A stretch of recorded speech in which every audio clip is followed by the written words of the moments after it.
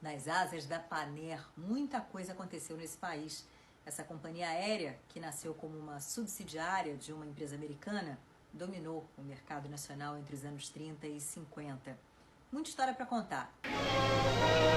Quando um avião da Panair está chegando em qualquer aeroporto do mundo, é a própria bandeira do Brasil que tremula em terras distantes. A Panair era a segunda linha em movimento no mundo, né? Era uma companhia muito glamurosa mesmo. Era uma maravilha, né? Eles tinham cuidado com tudo, a louça era linda, a talher era de prata, os copos eram de cristal. Era um acontecimento social, né? Saía a lista de passageiros nos jornais. Horas da noite, os passageiros estavam para embarcar no avião da Panair. Aqui estão as manchetes de todo mundo e as mais importantes notícias locais. O seu Repórter Esso lhe é oferecido pela Esso Brasileiro de Petróleo e pelo seu revendedor Esso.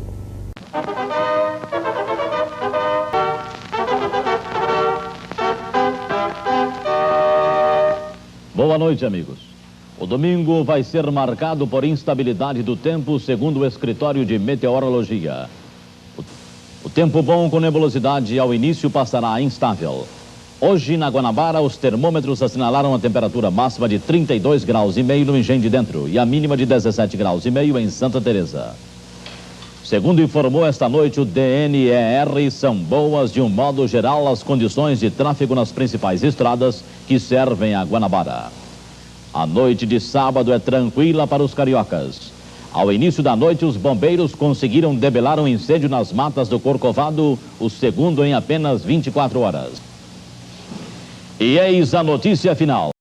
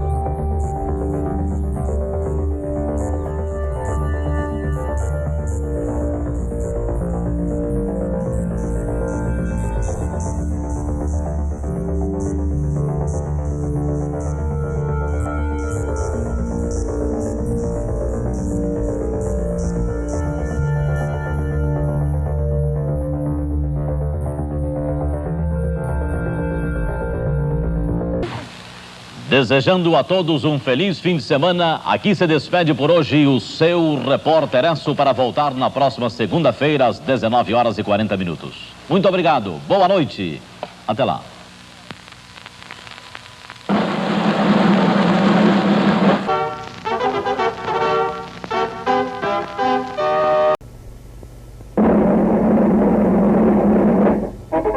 Aqui estão as manchetes de todo mundo e as mais importantes notícias locais. O seu Repórter Esso lhe é oferecido pela Esso Brasileiro de Petróleo e pelo seu revendedor Esso. Em 1975, juntamente com outros jornalistas políticos, participei de um programa de televisão que foi gravado com o presidente Juscelino Kubitschek. Fizemos várias perguntas ao construtor de Brasília, na maior parte relacionadas com a construção da nova capital. A minha primeira pergunta foi esta: como o senhor tem recebido as críticas à construção de Brasília? Bom, o Murilo Foi um jornalista que acompanhou passo a passo a criação de Brasília, né? E me ajudou muito com a sua colaboração excelente na revista Manchete, revista que o Bloch quase praticamente pôs a serviço da ideia do desenvolvimento e da criação daqueles grandes centros que hoje, felizmente, estão salvando o Brasil do obscurantismo em que ele vivia.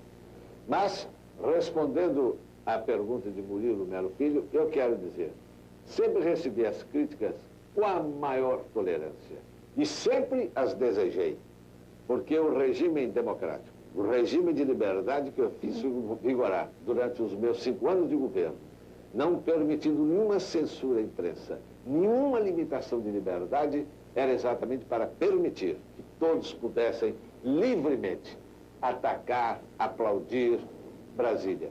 E realmente foi uma luta homérica no país naquela época. Havia aqueles que defendiam Brasília e os que eram contra. E essa luta se refletiu dentro do Congresso, que havia a bancada que era contra e depois a que era a favor, que foi engrossando. Bancada que não era apenas feita com elementos do meu partido, mas também a ela se juntaram inúmeros e inúmeros elementos da UDN, que era o partido meu de oposição, para prestigiar o governo na construção e na inauguração de Brasília. Eu acho que o Juscelino, com a construção de Brasília, é um dos iniciadores do processo inflacionário. Brasília é um espetáculo espantoso no século XX, mas que deflagrou o processo inflacionário do Brasil. Ele foi o iniciador desta fase de grandes projetos, de projetos arrojados, que se fazia muito na base da emissão de papel moeda. Nunca advoguei o desenvolvimento com a inflação. Pelo contrário, sempre advoguei tese contrária, o desenvolvimento para sufocar a inflação. Aliás, é uma tese não apenas minha, mas dos grandes economistas mundiais que sustentavam que as nações subdesenvolvidas, que partem da estaca 0 para atingir a estaca 100, isso representa um esforço considerável. E esse esforço, às vezes, gera um pouco de inflação. Mas os frutos desse trabalho, os frutos do desenvolvimento, depois é que correrão para sufocar a inflação. E foi exatamente o que aconteceu no meu governo. Não houve no meu governo essa inflação a que você se refere. De modo que não é a inflação responsável pelo desenvolvimento. As causas da inflação são numerosas. E no Brasil, eu levaria aqui 2 horas para expô-las, mas elas vêm desde Dom João VI, acumulando-se através de uma série de fatores. Mas o fator mais importante, mais determinante da inflação no Brasil foi exatamente o subdesenvolvimento em que nós vivíamos. Subdesenvolvimento que não nos permitia ter estradas, hospitais, indústrias, escolas, em suma, uma nação que tinha abaixo dela apenas a Bolívia. Foi esse o quadro que eu encontrei quando assumi o governo. E Brasília era uma imposição. E digo mais, não foi uma imposição das minhas metas. Porque quando eu iniciei a minha campanha política, e já contei esse episódio por Jataí num comício público, foi a população que exigiu de mim que me pronunciasse a respeito se iria ou não construir a nova capital. E assim, em quase todos os pontos do Brasil, eu recebi esta pergunta. Ela nasceu, portanto, do povo. E a influência de Brasília hoje, no Brasil, quem quiser, vá passar uma semana em Brasília para sentir os ecos, a repercussão que Brasília está promovendo naqueles 6 milhões de quilômetros quadrados totalmente isolados do resto do mundo e que só tinham para habitá-lo alguns índios perdidos na selva amazônica. De modo mais do que qualquer governo. E ela foi menor do que em todos os governos. E posso lhe provar isso com um trabalho que eu mesmo apresentei ao Conselho Nacional de Economia, que foi elaborado juntamente comigo pelos meus ilustres assessores e técnicos, e nos quais nós provamos que a inflação no meu governo tinha sido até então a menor ocorrida no Brasil. Essa questão da inflação foi uma arma de que se serviu a oposição. Não tendo outra para me combater, ela se serviu desta para procurar desmoralizar a minha ação e o meu governo. Mas não deu resultado, felizmente, porque as obras que foram feitas no meu governo aí estão como geradoras de um desenvolvimento sem o qual hoje esta nação não estaria no ponto a que chegou. Das 30 metas do seu governo, presidente, Qual a que o senhor considera a mais importante? Brasília eu tive que depois cognominar a metassíntese, porque, na verdade, eram tão importantes as metas do meu governo que classificar uma mais ou outra menos seria difícil para mim na ocasião. Porque, se querem, vamos rememorar durante 2 minutos o que era o Brasil quando eu assumi o governo. Era um país que tinha apenas 800 quilômetros de estradas pavimentadas. Hoje já tem cerca de 50 mil. Foi iniciado esse movimento no meu governo. Quando eu saí, já havia 14 mil quilômetros de estradas pavimentadas. Havia 800 quando eu entrei para o governo. Automóvel, não se fabricava um automóvel. Não tínhamos, importávamos cimento, importávamos aço. Todas as indústrias básicas nós tínhamos que importar. De modo que é o seguinte, era um país que não tinha mesmo como viver. Tinha que viver dos favores do exterior, da importação. E não tínhamos o que exportar para compensar essas exportações. De modo que a minha luta, o que foi? Foi produzir dentro do país tudo que nós precisávamos para podermos hoje fazer o que estamos fazendo.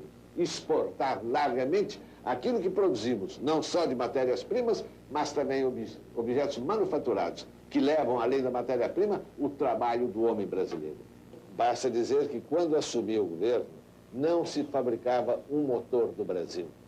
Ora, uma nação que não fabrica motor ainda está na fase do carro de boi. Presidente Juscelino Kubitschek, é verdade que o DNR, Departamento Nacional de Estradas de Rodagem, foi, naquela ocasião, contrário à construção da estrada Belém-Brasília? Foi contra Belém-Brasília. O DNR considerava que Brasília era um empreendimento antieconômico e optava para que fosse feita a estrada litorânea, que iria ligando o Rio de Janeiro à Bahia, Pernambuco, a Ceará, a São Luís, Belém. Eles consideravam que era um empreendimento sem significação. Mas eu dizia, mas então não tem significação um empreendimento que liga o Brasil por dentro, que nos libera desta coisa humilhante para o Brasil. Só se pode ir do Rio de Janeiro a Belém através do mar ou por avião. Na Grande Guerra, na última Grande Guerra, ali na esquina do Amazonas com o Atlântico, foram torpedeados cerca de 40 navios brasileiros. Submarinos alemães se postavam ali. E a região amazônica, Belém, todas as cidades da margem do rio Amazonas até Manaus, ficaram inteiramente bloqueadas. As crianças não tinham açúcar para tomar leite. Era preciso pegar a cana e torcê-la para ter o caldo de cana como doce para as crianças. As obras pioneiras, as obras bandeirantes, nunca podem ser rotuladas nesse terreno, se são ou não econômicas. Elas têm que ser feitas, qualquer que seja o sacrifício que exijam. É muito difícil classificar os episódios que emocionam a gente.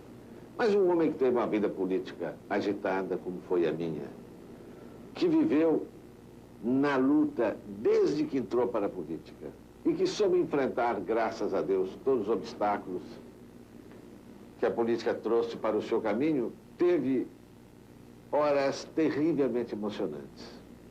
E se você quer exatamente saber qual foi a hora mais dramática para mim, foi aquela em que, no ombro do povo, no aeroporto do Galeão, eu deixava o Brasil para um exílio de 3 anos, sob a aclamação frenética de uma multidão, e quando me viu caminhar para o aeroporto, entoou toda ela o hino nacional. Esse foi realmente um momento de terrível emoção para mim. Veja que todo é apenas em memória dos tempos da panela.